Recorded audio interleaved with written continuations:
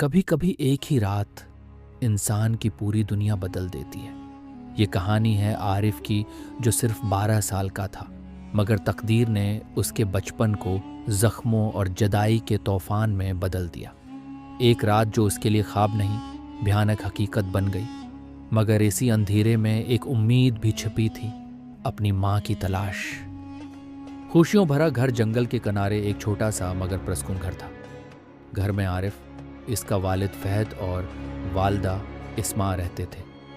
फहद खेतों में मेहनत करता था, इस्मा घर को संभालती और शाम को बेटे को लोरी सुनाती, और आरिफ गांव के बच्चों में सबसे ज़्यादा हिनस्ता खेलता था। जिंदगी सादा थी, मगर इस्मा घर को संभालती और शाम को बेटे को लोरी सुनाती खुशियों से भरी हुई। गांव वाले अक्सर कहते, अल्लाह ने उनके घर पर सुकून बरसाया है। मगर एक रात सब बदल गया। आसमान पर बादल छाए हुए थे और जंगल से घोड़ों की टाप टाप सुनाई दे रही थी। डाकुओं का गिरवा गांव पर टूट पड़ा। सब घबरा गए। कुछ घरों को लौटा गया, कुछ लोग जख्मी हुए। जब डाकू आरिफ के घर पहुंचे तो फहद ने हिम्मत दिखाई। वो दरवाजे पर खड़ा हुआ और बोला, मेरी जान ले लो मगर मेरे बीवी बच्चे को कुछ न कहना। मगर डाकू बेरहम थे। उन्होंने फहद को तलवार से वार करके गिरा दिया। इस्मा की चीख गूंजी और आरिफ दौड़कर अपने वालिद को बचाना चाहता था, मगर एक डाकू ने उसे जोर से धक्का दिया। फिर उसके सर पर कारी ज़रब मारी और सब कुछ अंधेरा हो गया। जब आरिफ की आंख खुली तो उसके सामने एक डरावना मंजर था। उसके वालिद फहद जमीन पर बेजान पड़े थे। मां कहीं नजर नहीं आ रही थी। आरिफ की चीखें गांव में गूंजे। गांव वाले उकट्ठे हुए। उन्होंने फहद के जनाजे का इंतजाम किया। सबने मिलकर कब्र खोदी और दफन कर दिया।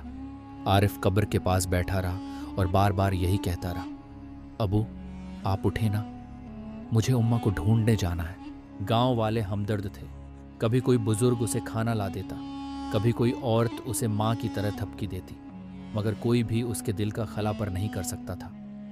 आरिफ अक्सर उनसे पूछता, क्या आपने मेरी माँ को देखा है? लोग खामोश हो जाते।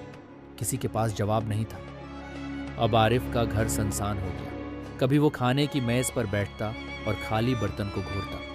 कभी रात को उम्मा की लोरी याद आती और वो रोते रोते सो जाता। उसे याद था कि अम्मा हमेशा कहती थी, बेटा चाहे कुछ भी हो हमेशा हिम्मत रखना। यही जुमला अब आरिफ के दिल में गूंजने लगा।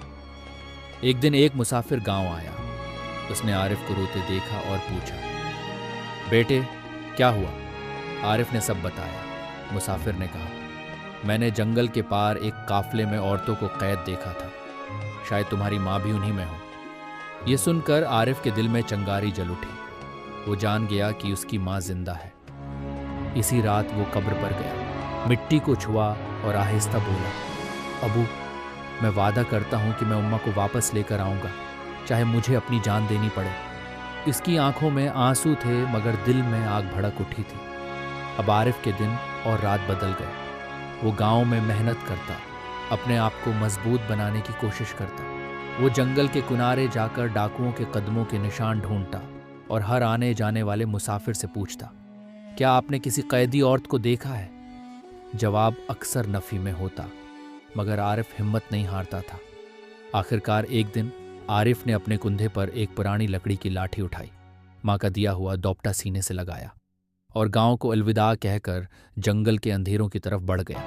हवा तेज चल रही थी, दरख्तों की शाखें सरसरा रही थीं, मगर उसके कदमों में खौफ नहीं था। वो जानता था कि यह सफ़र आसान नहीं होगा। रास्ते में दुश्मन भी होंगे और खतरात भी, लेकिन दिल में एक ही सदा गूंज रही थी, उम्मा जिंदा है और मैं उन्हें वापस लाकर रहूँगा। कहानी अभी ख़त्म नहीं हुई, असल सफ़र तो अब शुरू हुआ है। इसी वीडियो के पार्ट 2 देखने के लिए हमारे चैनल रिवाज वॉइस को सब्सक्राइब करें, और अगर वीडियो पसंद आई है तो हमारी हौसला अफजाई के लिए एक लाइक लाजमी करें।